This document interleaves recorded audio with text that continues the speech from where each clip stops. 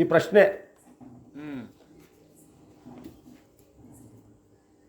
ಮಹಾರಾಜ ಆಸ್ಥಾನದಲ್ಲಿ ಬೇಕಾದ ಜನ ಪಂಡಿತರಿದ್ದಾರೆ, ವೇದಾಂತಿಗಳು, ದಿಗ್ಧಂತಿಗಳು, ಮಹಾ ನಿಪುಣರು, ಎಲ್ಲವನ್ನ ಬಲ್ಲವರು, ತಿಳ್ಕೊಂಡಿರ್ತಕ್ಕಂಥವ್ರು ಇದ್ದಾರೆ. ಅಲ್ಲಿಗೋದ್ರೆ ಈ ಪ್ರಶ್ನೆಗೆ ಉತ್ತರ ಸಿಗುತ್ತೆ. ಬನ್ನಿ ಹೋಗೋಣ. ಅವು ವಿಜಯನಗರ ಸಾಮ್ರಾಜ್ಯದ ಆಳ್ವಿಕೆ. ಮಹಾರಾಜ ಆಸ್ಥಾನಕ್ಕೆ ಎಲ್ಲ ಬಂದು ಸೇರಿಕೊಂಡ್ರು. ನರಸಿಂಹನವರು ಸೇರಿಕೊಂಡ್ರು. ಈ ಕೇಳಿದ ನಮ್ಮ ತಮ್ಮಯ್ಯನಂತರು ಅವರು ಸೇರಿಕೊಂಡ್ರು. ಏನು ಸ್ವಾಮಿ ನಿಮ್ಮ ಪ್ರಶ್ನೆ? ಈ ಭೂಮಿಗೆ ಮಧ್ಯಭಾಗ ಯಾವುದು? ಆಕಾಶದಲ್ಲಿ ನಕ್ಷತ್ರ ಎಷ್ಟವೆ? ದೇವ್ರೀಗ ಏನು ಮಾಡ್ತಾವನೆ? ನಾನು ಅಂತ ಅಹಂಕಾರ ಪಟ್ಟನಲ್ಲ, ಅವ್ನ ಕೈಲೂ ಹೇಳೋಕ್ಕಾಯ್ತಾ ಇಲ್ಲ, ಅವನಿಗೂ ಗೊತ್ತಿಲ್ಲ. ನರಸಿಂಹಣ್ಣವ್ರು ಕೇಳಿಬಿಟ್ರು, ಕೇಳಿದ್ರು ಪ್ರಶ್ನೆಗೆ ಉತ್ತರ ಹೇಳೋಕ್ಕಾಗಿಲ್ಲ. ಇದು ಮಹಾರಾಜರೇ ಪಂಡಿತೋತ್ತಮರು ಯಾರು ತಿಳಿದು ಹೇಳಬೇಕು ಅಂತ ಅಪ್ಪಣೆ ಮಾಡಿಬಿಟ್ರು. ದಿಗ್ಧಂತಿಗಳು, ವೇದಾಂತಿಗಳು, ಜ್ಞಾನಿಗಳು, ನಮ್ಮ ಮಾಸ್ಟರಂತರು ಎಲ್ಲ ಅವರೇ, ಯಾರೂ ಹೇಳೋಕ್ಕಾಯ್ತಾ ಇಲ್ಲ. ಹೆಂಗ್ರಪ್ಪ? ಇಲ್ಲ ಸ್ವಾಮಿ, ನಮಗೂ ಗೊತ್ತಿಲ್ಲ. ಈ ನಾನು ಅಂತ ಅಹಂಕಾರ ಪಟ್ಟವ್ರ ಕೈಲಿ ಯಾರ ಕೈಲೂ ಆಗಲಿಲ್ಲ. ಮಂತ್ರಿಗಳನ್ನ ಕಳಿಸ್ಬಿಟ್ಟಂತೆ ದೇಶದ ಮೇಲೆ. ಎಲ್ಲಿ ಆದರೂ ಈ ಪ್ರಶ್ನೆಗೆ ಉತ್ತರ ಹುಡುಕೊಂಡು ಬರಲೇಬೇಕು ನೀನು. ಈ ಮಂತ್ರಿಗಳು ಹೊರಟುಬಿಟ್ರು, ಎಲ್ಲ ಹುಡಿಕೊಂಡು ಹೋದರು. ಏನು ಬೇಕಾದಷ್ಟು ಕಾದಂಬರಿಗಳನ್ನು, ಬುಕ್ಗಳನ್ನು, ಪುಸ್ತಕಗಳನ್ನು ಗಾಡೀಲಿ ತುಂಬಿಕೊಂಡು ಎಲ್ಲನೂ ಓದ್ಕೊಂಡು ಜೊತೆಲಿ ಪಂಡಿತರು ಕರ್ಕೊಂಡು ದೇಶ ಸಂಚಾರ ಮಾಡಿಕೊಂಡು ತಿಂಗಳೆಲ್ಲ ತಿರುಗಿ ಬಂದರು. ಯಾರ ಕೈಲೂ ಹೇಳೋಕ್ಕಾಗಲಿಲ್ಲ. ಕಡೆಗೆ ಹಿಂಗೆ ಬ್ಯಾಸಿಗೆ ಕಾಲ ಒಂದು ತೆಂಗಿನ ತೋಟ ತಗೊಂಡು ಕುಂತ್ಕೊಂಡ ಮಂತ್ರಿ. ಏನಪ್ಪ ನನಗೆ ಪರಿಸ್ಥಿತಿ ಹಿಂಗೆ ಆಗೋಯ್ತಲ್ಲ, ತಿಂಗಳು ಗಡುವಾಯಿತು, ಮಹಾರಾಜ್ ಅಪ್ಪಣೆ ಮಾಡವ್ರೆ, ಇನ್ನೊಂದು ತಿಂಗಳಲ್ಲಿ ನೀನು ಇದನ್ನು ಹೇಳಿಸ್ಲೇಬೇಕು ಅಂತ. ಏನು ಮಾಡೋದು? ಅಲ್ಲೊಬ್ಬ ಕುರಿ ಮೇಯಿಸ್ತಾ ಇದ್ದಂತೆ ಹುಡುಗ, ಕುರಿ ಬಿಟ್ಕೊಂಡು. ಮಂತ್ರಿಗಳು ನೋಡಿದ್ರು, ಓಹೋ ಮಂತ್ರಿವರಿಯರು ಒಳ್ಳೆ ಪಂಡಿತರು ಸಿಕ್ಕವ್ರೆ.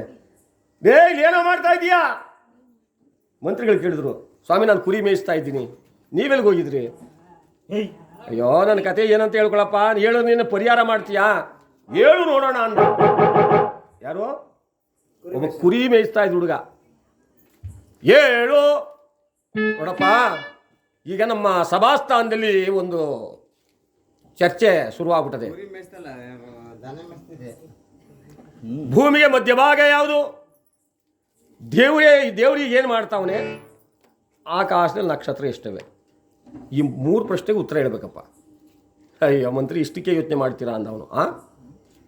ಅಲ್ಲ ಕಣೆ, ಆ ಕುರಿ ಕೋಲಿ ಹಿಡ್ಕೊಂಡು ಕುರಿ ಮೇಯಿಸೋನು ನಿನಗೆ ಗೊತ್ತಾಯ್ತದೆ, ನಾನು ಕರ್ಕೊಂಡು ನಡಿ, ನಾನು ಹೇಳ್ತೀನಿ ಇಂದ.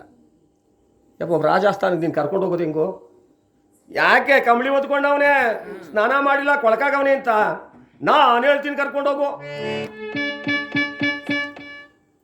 ಕುರಿ ಕೋಲು ಹಿಡ್ಕೊಂಡ, ಕಂಬಳಿ ಎಗಲಿಗೆ ಹಾಕ್ಕೊಂಡ ಬಂದ್ರೆ ಮಂತ್ರಿ ಮುಂದೆ ಬಿಟ್ಕೊಂಡು. ಸಭಾಸ್ಥಾನದಲ್ಲಿ ಎಲ್ಲ ಸೇರವ್ರೆ. ಮಂತ್ರಿಗಳು ಬಂದರು, ಸಂತೋಷ ಸುದ್ದಿ ತಂದರು ಅಂತಾರೆ. ಎಲ್ಲ ಸಂತೋಷ ಸುದ್ದಿ ತರಲಿಲ್ಲ ಇವರು. ಕುರಿ ಮೇಷ ಹುಡುಗನ್ ತಂದರು. ಏನಯ್ಯ ಮಂತ್ರಿ ಎಲ್ಲೋ? ಸ್ವಾಮಿ ನನಗಿನ್ನು ಯಾರೂ ಸಿಕ್ಕಿಲ್ಲ, ಇವನು ಹಬ್ಬ ಮಾತ್ರ ಸಿಗ್ತಾ, ಏನೋ ಇವನೇ ಧೈರ್ಯ ಕೊಟ್ಟವನು ಹೇಳ್ತಾನಂತೆ ನೋಡಿ. ಮಹಾರಾಜ ನೋಡಿ, ಅಲ್ಲ ಕಣಪ್ಪ, ಎಂತೆಂಥ ದಿಗ್ಧಂತಿಗಳು, ಪಂಡಿತರು, ಮೇಧಾವಿಗಳು, ಜ್ಞಾನಿಗಳು ಅವ್ರ ಕೈಯಿಂದಲೇ ಆಗಲಿಲ್ಲ. ಇವನಿಗೆ ಕುರಿ ಮೇಷ ಹುಡುಗ ಹೇಳ್ತಾನ. ಸ್ವಾಮಿ ಪ್ರಯತ್ನ ಮಾಡೋಣ. ಹೇಳ್ತೀನಪ್ಪ? ಸ್ವಾಮಿ ಖಂಡಿತವಲ್ಲ, ನಾನು ಈ ಪ್ರಶ್ನೆ ಉತ್ತರ ಹೇಳ್ತೀನಿ, ಹೇಳಂಗ್ರೆ. ಆಕಾಶದಲ್ಲಿ ನಕ್ಷತ್ರ ಎಷ್ಟವೆ? ಈ ಹೆಗಲ ಮೇಲೆ ಕುರಿಮರಿ ಹೊತ್ಕೊ ಬಂದಿದ್ನಲ್ಲ, ದೊಬ್ಬನ ಕೆಳಿಕಾಗ್ತಾ, ಅದು ಬೇ ಅಂತ ಒದ್ರಕೊಂಡು ಓಡೋಯ್ತಲ್ಲ, ಏನು ತುಪ್ಪಟ ಅಷ್ಟಕ್ಕೆಲ್ಲ ಅಂಡೋದು. ಎಷ್ಟವೆ ಮಹಾರಾಜೇ? ಇಷ್ಟವೆ ಅಂದ. ಎಷ್ಟು? ಇಲ್ಲ ಇಲ್ಲ ಅಂಡ್ಕೊಂಡವಲ್ಲ, ಅಷ್ಟವೇ. ಅದು ಹೆಂಗೆ ಹೇಳ್ತೀಯಾ? ನೀವು ಎಣ್ಸ್ಕೊಂಡು ನೋಡಿ ಮತ್ತೆ. ಎಣ್ಸು ಗೆದ್ಬಿಟ್ಟ ಕಣೆ ಇವನು. ತರ್ಕೊಂಬಂತಪ್ಪ ಎಣ್ಸೊಂತಪ್ಪ ಎಣ್ಸ್ಲಿ. ಈಗ 98 ಹೋಗ್ಲಿ. ಭೂಮಿಗೆ ಮಧ್ಯಭಾಗ ಯಾವುದು? ಕೈಲಿ ಕುರಿ ಕೋಲಿತ್ತ ಇಟ್ಟ ಮಧ್ಯಕ್ಕೆ, ಇದೇ ಮಧ್ಯಭಾಗ. ಯಾವ ಗ್ಯಾರಂಟಿ ಇದು ಹೇಳಿದ್ರೆ ನೀವು ಅಳ್ಕೊಂಡು ನೋಡಿ ಇಂದ. ಈ ಭೂಮಂಡಲ ಅಳಿಯಕ್ಕಾಗುತ್ತಾ? ತರ್ಕದ ಪಂಡಿತರಿಗೆ ನ್ಯಾಯದ ಕೊನೆಯನ್ನು ಗೊತ್ತಿರಲ್ವಂತೆ. ಖಂಡಿತ ಇರಲ್ಲ. ಯಾವುದೋ ಒಂದು ಜಂಬದ ಮೇಲೆ ಕಡೆ ಪ್ರಶ್ನೆ ನೀನು ಬಿದ್ದೋಯ್ತೆ ನೋಡು. ದೇವ್ರಿಗೆ ಏನ್ ಮಾಡ್ತಾವನೆ ಅಂದ ಮಹಾರಾಜ. ಆ ಹುಡುಗ ಅಂದ, ಸ್ವಲ್ಪ ಕೆಳಗೆ ಬನ್ನಿಯಿಂದ ಮಹಾರಾಜರು ಏನೋ ಕರಿತಾನಲ್ಲ ಅಂತ ಕೆಳಗೆ ಬಂದರು. ಏನಪ್ಪ ಹೋಗಿ ಮ್ಯಾಕೆ ಕೂತ್ಕೊಳ್ಳಿ. ಇದೇನಯ್ಯ ಕೆಳಗೆ ಬಾ ಅಂದ್ರೆ ಮ್ಯಾಕೆ ಕೂತ್ಕೊಂತಾನಲ್ಲ. ಮ್ಯಾಕೆ ಹೋಗಿ ಕೂತ್ಕೊಡು ಮಹಾರಾಜರು. ನಾನು ಕೇಳಿದ ಪ್ರಶ್ನೆ ಉತ್ತರ ಹೇಳಪ್ಪ. ದೇವ್ರಿಗೆ ಏನು ಮಾಡ್ತಾವನೆ, ಸ್ವಾಮಿಗೆ ನೀವೇನು ಮಾಡಿದ್ರು ಅದನ್ನೇ ಮಾಡ್ತಾವನ ಅವನು.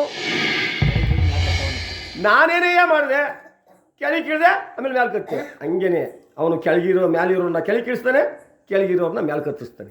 ಮಧ್ಯೆ ಇದೇ ಮೇಲೆ ಅದೇ ಹಾಡಿಸುವಾತನ ಕೈ ಜಲಕದಲ್ಲಿ ಎಲ್ಲ ಅಡಗಿದೆ. ಆತನ ಕರುಣೆಯು ಜೀವವ ತುಂಬಿ